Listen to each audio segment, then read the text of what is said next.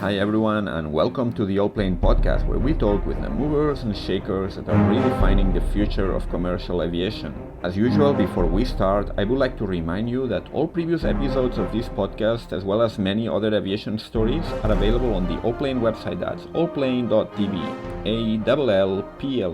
Allplane.tv. Today we revisit one of our favorite topics, and we do so in partnership with one of the global leaders when it comes to defining and creating the airline passenger experience. And when I say creating, I mean it in a very literal way, because today here on the podcast we welcome Mark Hiller, the CEO of the RECARO group. If you fly with a certain regularity, chances are that you have tried some of RECARO's products, because RECARO is one of the world's leading aircraft seat manufacturers. In fact, it is the world leader when it comes to the economy and premium economy segments, with around a third of the market globally, and it is also pretty active in the business class segment. With Mark, we take a deep dive into the history of this German family-owned company that leveraged its prior experience and know-how in the automotive industry to become a major player in aerospace as well. We talk, among other things, about the current trends in aircraft seating, what makes for a great aircraft seat, and how aircraft seat makers can make a major contribution to the sustainability of the airline industry. We also discuss some of the most original and innovative airline seat concepts that have been proposed recently and their feasibility. We also talk about other current topics in the industry, such as why airlines are abandoning the first-class product, or the success of the premium economy concept that an increasing number of airlines are adding to their product mix. So if you travel by air frequently, you don't want to miss this episode, because you will be able to learn quite a lot about the seats you possibly spent a good amount of time on. And now, without further ado, let me welcome Mark to the podcast. Hello, Mark. How are you? Hey, Miguel. Thank you very much for asking. Very good. Thank you. Well, it's good to see you. I've been a couple of times at RECARO in Schwäbisch Hall. I don't know if I pronounced it correctly or not. My German is not good. In the southwest of Germany, where RECARO is based. It's a very nice town in the middle of the German countryside. It's one of the main centers for aircraft seating production in the world, because RECARO is one of the leaders in this space. And I think it's great that we have you here today to talk about the trends in this segment of the industry, which is a very important part of the passenger experience, of course. Just before we get into, let's say, the product side and the trends in the industry, I always ask every guest in the podcast to introduce himself and just tell us a little bit about who you are and what's your background and how you got into the aerospace industry. Okay, so my name is Mark Hiller. I joined the RECARO group 20 years ago.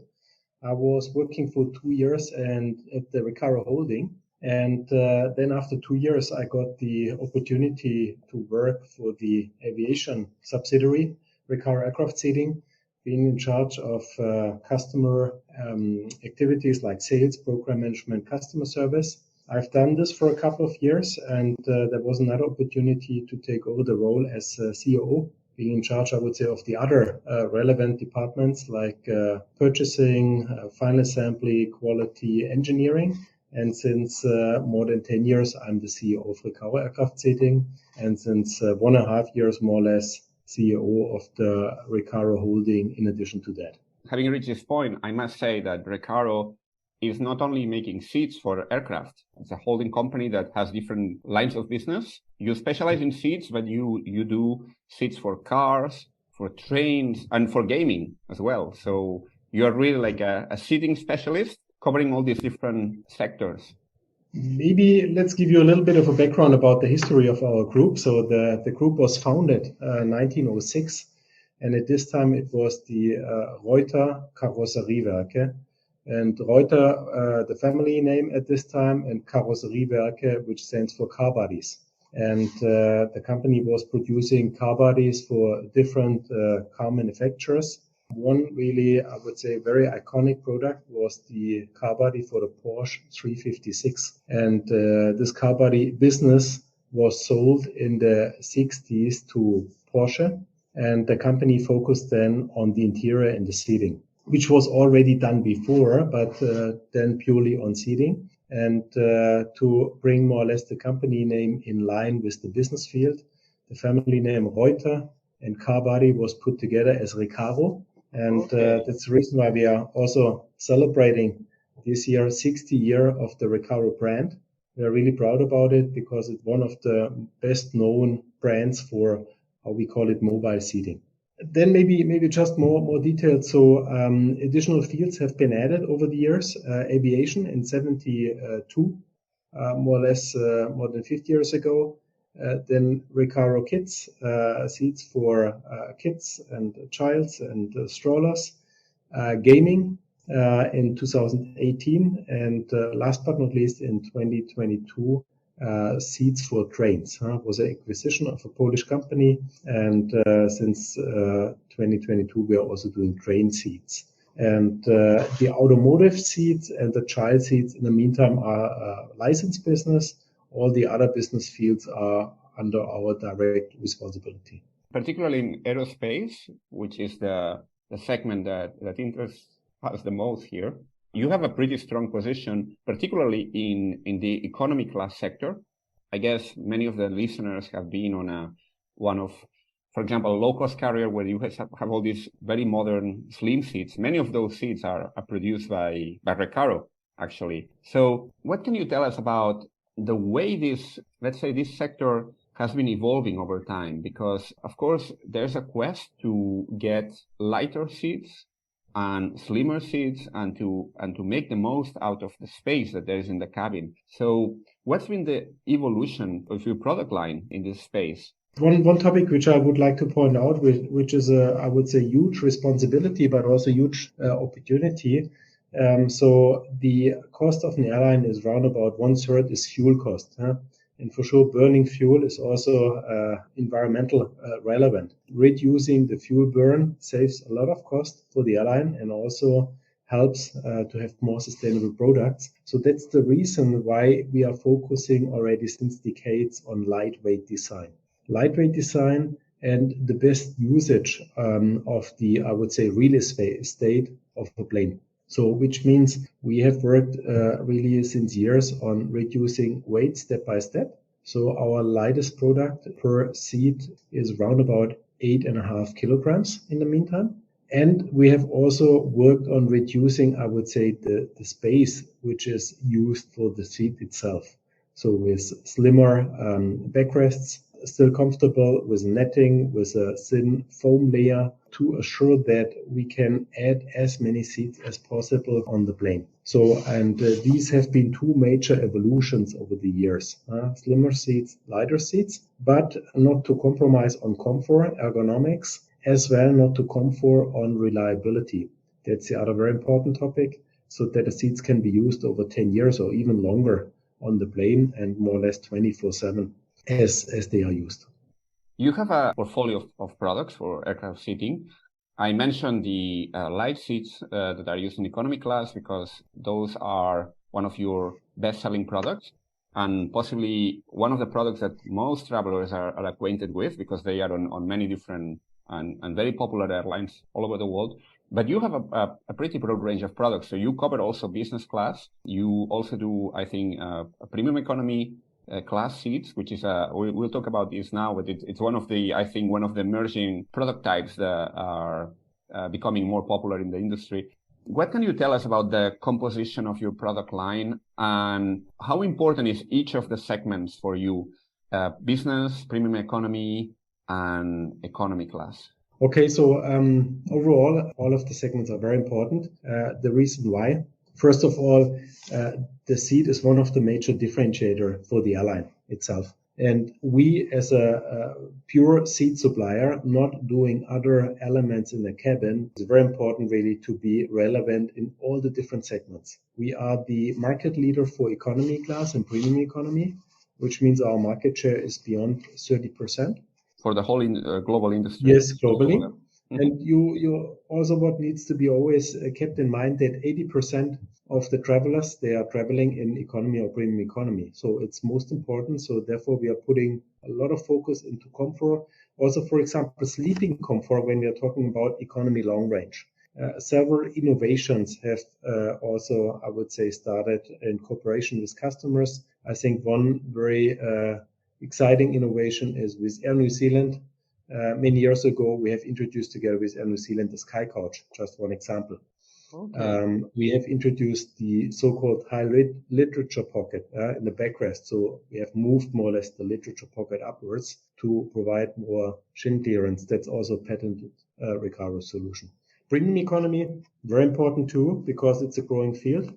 And we were expecting, especially with the pandemic and the impacts, that the premium economy will further grow. And this is exactly what we see now, what is happening. And maybe on a side note, what is quite interesting, before some of the airlines, they decided to go for a premium economy, they were concerned if it's cannibalizing maybe their business class or if they are more or less upselling the economy class. In the end, what happens?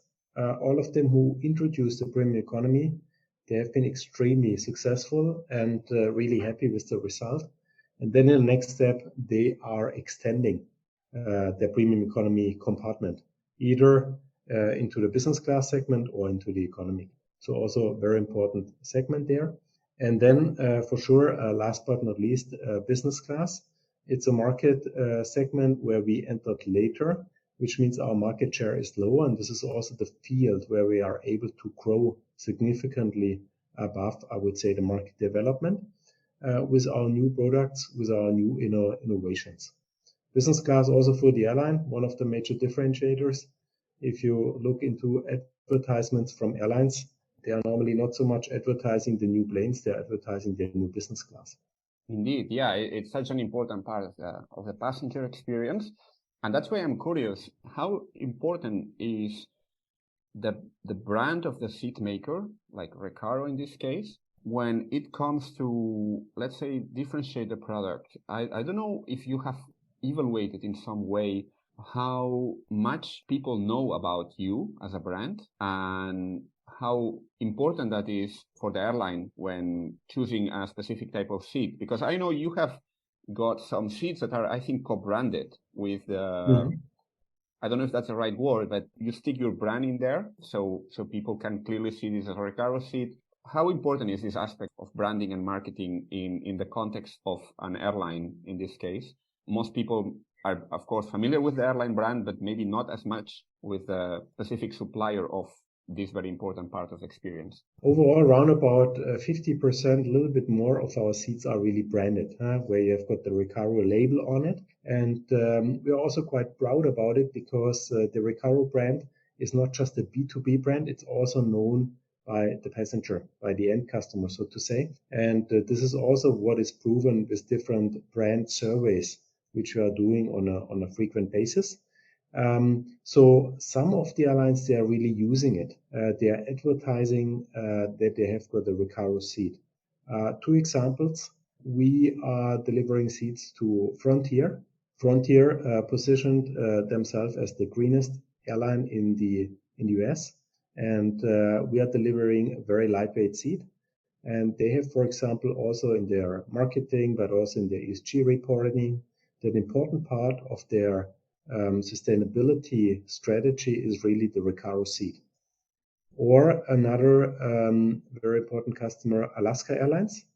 They had a couple of years ago, I'm not sure if they still have it, but they had a seat card in every seat, asking the passengers if he knows what the seat he's sitting on has in common with the seat of a Porsche. So really, customers are really using it. They're connecting it also to the heritage of the brand, and so therefore it's quite relevant.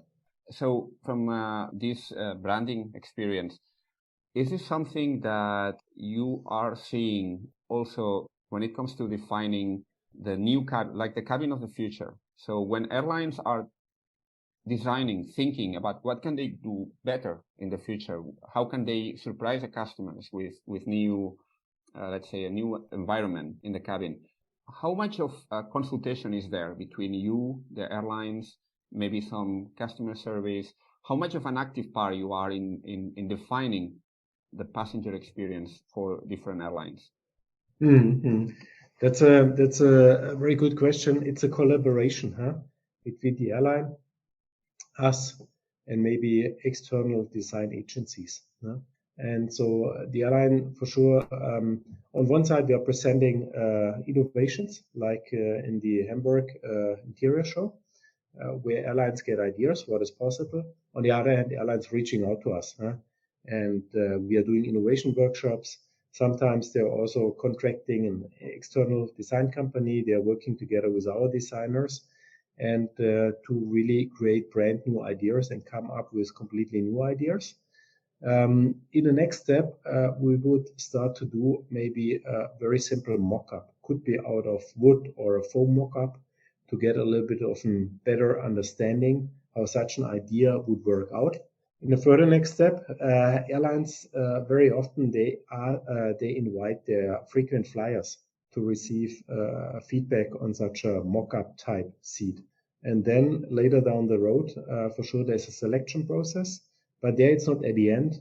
There might be several iterations with design companies, with frequent flyers and evaluations to really get the best combination out of comfort, lightweight design, and for sure also in the end with a good price or with good cost structure.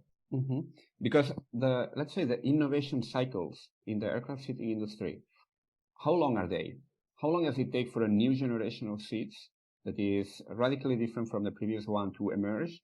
And how long does it take from this, let's say, conception stage where the companies involved are gathering feedback, then designing the final product, and then getting this into production? I'm assuming that's a pretty long process, so it can take a few years to complete this whole cycle. But I'm just curious to hear what you can tell us about this. Mm-hmm. So the innovation cycle is round about, I would say it varies, but it's somewhere maybe 6, 7, up to 10 years, from a current product to come up with a radical new product or the next generation. In between, there are facelifts. We call it facelifts, where are more evolutionary, I would say, improvements and changes. The development process itself varies somewhere between maybe 1.5 years up to 3 years. And if it's really from the scratch, then it can take 3 years until delivery of the final product to the airline. And when you launch a new type of seat, is it because you have previously secured some strong commitment from an airline guaranteeing a minimum number of seats? Is this always how it works? I mean, you get some sort of launch customer that would guarantee a certain level of production. What we do upfront investment, because it's also not just about having, I would say, the newest product. It's also about having a feasible concept which can be certified, which is reliable, and where we also can commit to, for sure, price and weight targets very early in the process. So what we are doing, we are developing, let's say, a new platform, a basis, which is not customized, but a basis, a concept. We are doing development tests. We are securing the concept. Whenever we have more or less done all the risk mitigation that we know the concept is feasible, we are reaching out to potential customers. And then for sure we have a launch customer who will be the first one on it. But it's not that they are signing up and there's nothing there. It's always on a basis to really secure, I would say, the certification and the quality requirements. Mm-hmm. You said you have nearly a third of the market, the global market for economy class seats. How many seats are we talking about? So last year we produced around about 100,000 seat places. So which means this can be double seats, triple seats, quadruple seats, but 100,000. We call it packs. What do you mean by triple or quadruple? I mean like a row on the aircraft? Yes. I'm not talking about row. I'm talking about single packs, 100,000. But they can come in as a double, as a triple, as a quadruple seat. Before the pandemic, I would say in 2019, it was around about 150, a little bit more than 150,000, where you see that we are still not on pre-pandemic level, but I would say around about 30-35% of the market share is a 6-digit number. Are those numbers for economy only or for the whole? That's across the board, but for sure the economy class is the majority. And business class, you said, is a growth area for you now. So what are the reasons, if there's any? Something that can be just something kind of random, like because of existing previous customer relations or whatever. What is the reason you chose first to, as a company, to specialize on economy class rather than business class, for example? Okay, the economy class was the starting point for sure to enter the market years ago. And what we're always trying to do to be really focused, because we want to be really the best seat supplier.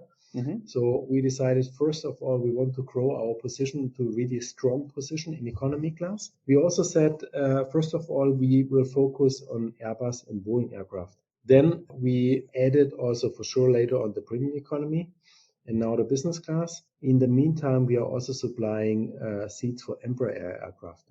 So we are always trying to do really robust steps from a very good position, strong position, to go into the next, I would say, opportunity. That's more or less the reason to do this. And for sure, when you talk about sustainability, when you talk about efficiency, when you talk about how many the percentage of passengers traveling on economy class is really, really the basis. Yeah, for sure. It's the one that has the most seats everywhere. So yeah, and in the end, most sustainable. If you talk about CO2 per passenger, in the end, it's economy class, which is most efficient and most sustainable. Actually, you brought up a topic that I was planning to ask you about, but now that you brought it up, I'm gonna move it up the list of things I wanted to ask you about. It's a sustainability topic because it's becoming increasingly important in the industry. From your perspective, the game is how you get the seats lighter, because lighter seat means less weight, means less fuel consumption and less emissions. But I don't know if there are other, you're working on other dimensions of the sustainability challenge, let's say. Sustainability goes also quite some years back. We started more than 10 years ago. We did a life cycle assessment to better understand what are the levers which we have as a seat supplier. And it more or less confirmed that 99% of the CO2 footprint is created during the usage phase of the seat, which means the lever is, I would say, density and lightweight design, which creates more or less 99% of the CO2 footprint. Nevertheless, as discussed before, this is something where we have worked on intensively over the last decades to bring down the weight, to increase the number of seats on the plane. But there are still fields which are anyhow important too. And it's about using recycled materials as well as assuring that the seats can be recycled. Normally our seats, the airlines, we are selling the seats, so they use it for 8 to 10 years. And then they might sell it, or they might replace it with newer seats, which are lighter, which are more comfortable, which are up to date. And so therefore, it's also about having a concept to recycle the seats. And what happens to those seats? Are they recycled for their materials straight away, or is there an aftermarket for aircraft seats? So you might have these used by other airlines. There is both. There is both. There is on one side, airlines are selling the seats to other airlines and maybe to small airlines, and they're having maybe 50 shipsets of seats replaced, and then they are selling to the one airline 5 shipsets, to the other one another 5 shipsets. But it's also about recycling and disassemble the seats in the right order, to sort the materials and to recycle it. Okay, because what sort of materials you find normally in a seat? Mainly right now we are using aluminium, which for sure can be recycled. But with the newer seat generations, we are also going furthermore into composites, which means also for composites, there needs to be a concept how to recycle it or how to reuse it. And as said, it's also important to use recycled materials. And we have shown in Hamburg a concept, we called it the R-sphere concept. And for example, we used for the leather, we used vegan cactus leather as a dress cover. We have also used for the armrest a compound of cork and plastic. And for example, a very obvious thing for the literature pocket, we used fisher nets, recycled fisher nets. Wow, that's interesting. to show and to give some experience how it can look like. Besides that, for sure, it's not just about the product, it's also about the processes which we are using as a company, the certification of a company, and all that. But this is something what we are tackle in terms of our sustainability strategy. Very interesting. And you are also pretty active innovating. It's always surprising because, after all, there are some concepts out there that are very outlandish, like stack seeds and capsules, this type of very revolutionary concepts. But actually, lots of innovation happens in a more, let's say, subtle way, making use of the current setup. One of the recent products that you launched, you literally presented it just a few weeks ago. It's a seed called Extend, I think. Extend, right? Yes. Maybe it's better if you explain it, but you have one, like the bottom part of the seed can be extended, as correctly indicated by the name, to make it a smaller or larger seed, depending on the on the use you are making of that seed at the time. And you can increase the cabin density from 190 to 194 seeds. So how does it work? What can you tell us about this seed concept? Because I'm going to post pictures on the show notes, but it would be really interesting to learn more about this. Okay, it's on an A320, for example. You can install seats in the overwing exit area. But to install this, you need to have a certain passageway so that for sure the emergency exit is possible. And if you would do this, the seat pen would be really very short and comfort would be compromised. Our engineers came up with the great idea together with Airbus that in the emergency case, the exit, the passageway is secured. But during normal operations, which is more or less more than 99.9% of the time the case, you can more or less flip up the seat bottom and to have a more extended seat bottom, which gives you comfort. But if you stand up, for example, in an emergency situation, it will automatically flip down and the passageway is secured. So on one side, securing the certification and being in line with the very important certification rules there. On the other hand, providing additional comfort by flipping up the seat pen. It's a quite complex product, I would say, also in terms of the certification, which is underway. But this allows then to add 4 more seats and arrange the layout in a little bit of a different way. You're gaining these 4 seats because in the emergency space where you had 1 row, you can add an extra row now because of this. We can add, yes, 1 row, which means 6 seats, but the overall layout needs to be arranged in a little bit different way. And in other areas, there will be double seats instead of triple seats. So it adds overall to the layout 4 more seats. Okay. And this concept is only going to be on Airbus, or it can be potentially expanded to other aircraft types? It's for the Airbus A320, especially for the specific layout. Okay. Is there an estimated time of entry into service, provided the certification process goes well? Certification and offerability is planned for end of this year, and then it's depending on a customer program. Maybe it could take another year or so until it's more or less delivered. And right now we are in discussion with different airlines, but overall the interest, and we just talked about sustainability and efficiency, the interest is high, and as said, it also comes with a good comfort. Okay, yeah. And talking about innovation and how to put more seats on a plane, what do you think of some concepts that come up from time to time in the media about people standing, having all these kind of stalls where people might be just subjected by some sort of like a sort of like a rigid belt, but kind of standing on short-haul flights. Does this have any chance of becoming a reality at any point in time? I guess not within my business career, because of, I would say, all the different regulations. And I'm not using the regulation as an excuse, but the regulations are there because of the good experience, how helpful it is in an emergency situation. And for sure, therefore, I don't believe that there is a really fundamental change in the way we will travel over the next years or decades on the plane. Well, I think many people would be breathing with relief to to hear that. That we've been talking a lot about economy class, but what about premium economy, business class? Where is the innovation happening in this space? Is it also about doing things lighter, or is it about doing things more, making seats more that are more comfortable or more luxurious, that are more technically sophisticated? Where do you see the market going in these more, let's say, premium segments? It's exactly both.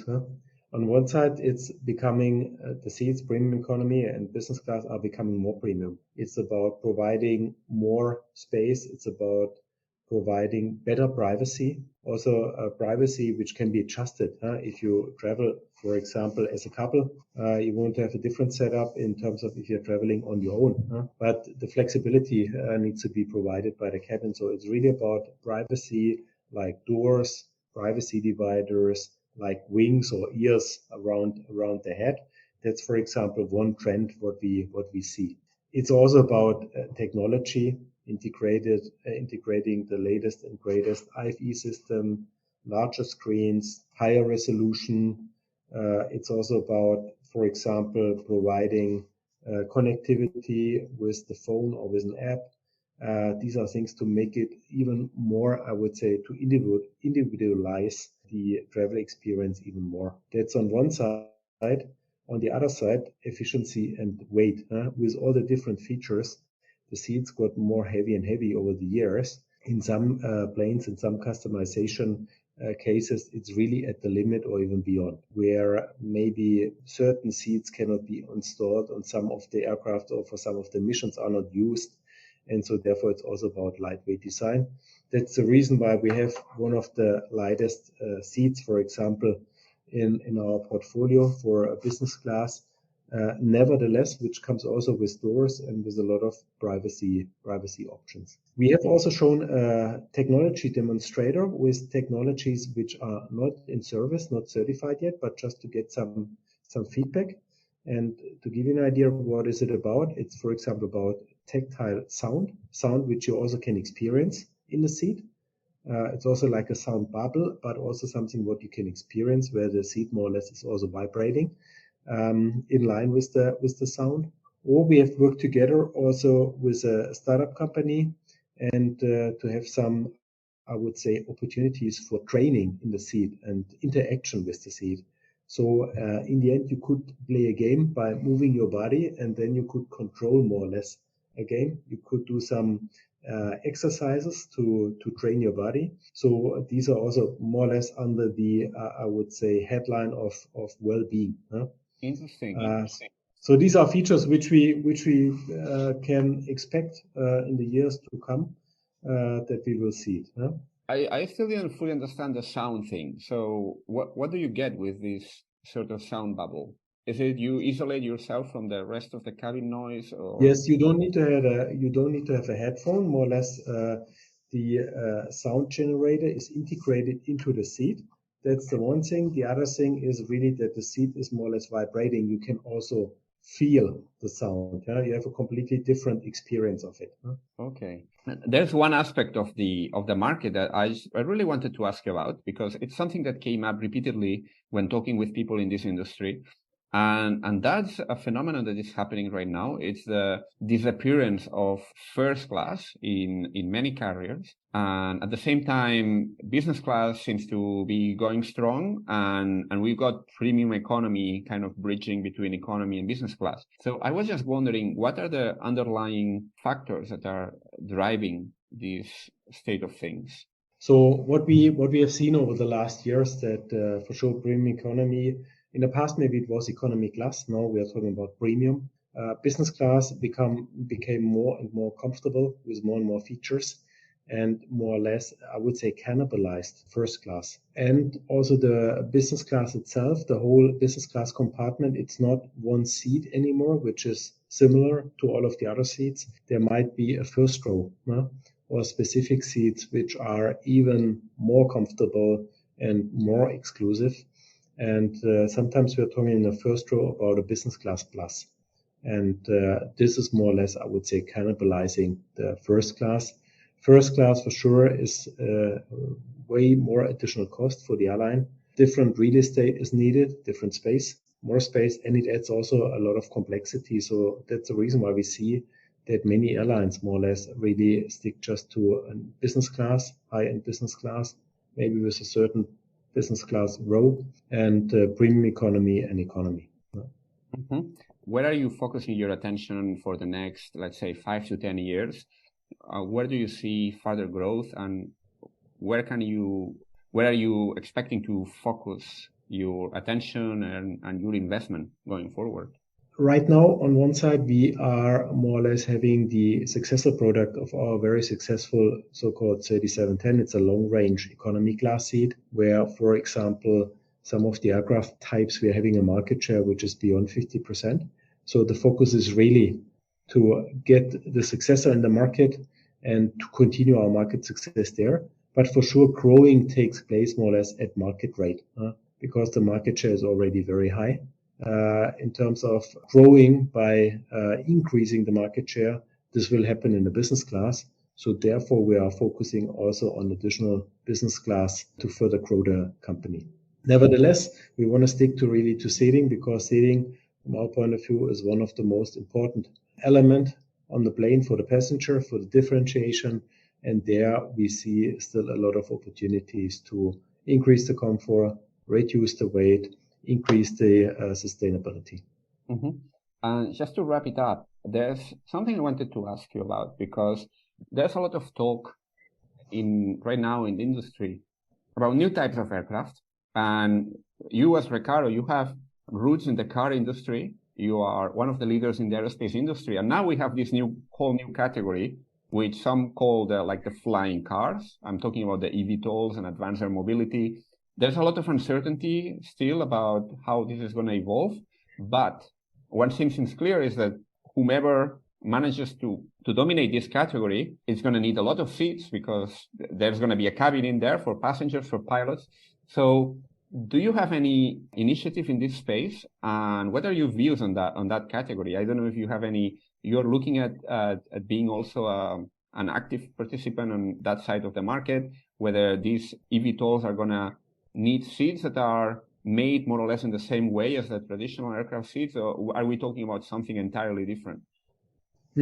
From my current understanding, so eVTOLs definitely need seats, and seats need to be lightweight, and it needs to be also very slim seats. So that's important. On the other hand, it's very short range. It's a short range, more or less, concept right now with the current ranges of an eVTOL. And I would say in terms of volume, it will also take years or decades because several topics also need to be solved. For sure, there might be a breakthrough with the first commercial flights in the next months, more or less. But until it comes to volume, we assume it takes quite long. We are very much excited about the train seats. We see large investments in Europe and in Asia into train seats. And also from the operators of train seats, they want to provide a same or similar travel experience for passengers if they go by air or by train. So that's also a very exciting field besides all of the other fields. But I would say in the end, the good thing is that seating will not be replaced. Seating is and mobility is a trend. For mobility, seating is a very essential topic to have the right seating products. Indeed, yeah.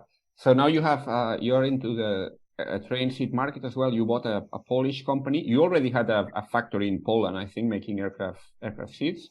Yes, we are doing train seats now. We acquired a Polish company called Krowak. Right now we are looking into the branding, but it's our second more or less site what we're having now in Poland and having also very good experience with productivity and quality with our teams in Poland. What type of seats, what type of trains? Is it going to be for suburban trains, for long distance trains? It's for suburban trains, it's for medium range trains, but for sure the field, and especially if you look into Asia, for long distance trains is also very exciting. Definitely, we are going to something more like a multimodal way of travel where people are going to be combining a lot more trains with planes and maybe eVTOLs and other type of vehicles around, and all of them are going to need seats in some way or another. So I think and we think we have got the right ingredients, lightweight design, comfort, ergonomics, quality, reliability. So overall, we see the future really, really bright in this field. Excellent. Well, I think that's a great point to conclude this podcast edition. And I wanted to thank you very much for being here today on the Allplane Podcast. For people that wish to learn more about RECARO, I would say possibly your website is the best point of contact. RECARO -AS for aircraft seating.com. That's for aircraft seating. and there people can find all sorts of information, I guess. I don't know if there's any other website or channel you would recommend people to check. There's also the one of the group, but it's also linked there. It's RECARO.com. Huh? Okay, excellent. So we'll leave it here, and definitely we'll keep an eye on all the novelties you continuously launching to the market that one day we will be sitting on, because you equip many of the airlines that millions of people travel in. Thank you so much for giving us this overview of the aircraft seat market. Miguel, thank you very much for the conversation and the exchange. Thank you. All the best. Thank you very much. Before you go, and if you like this podcast, a quick reminder that it would be absolutely great if you could please give it a rating on Apple, Spotify, or whichever platform you're using, or recommend it to a friend or whomever might be interested. Thank you very much, and see you soon.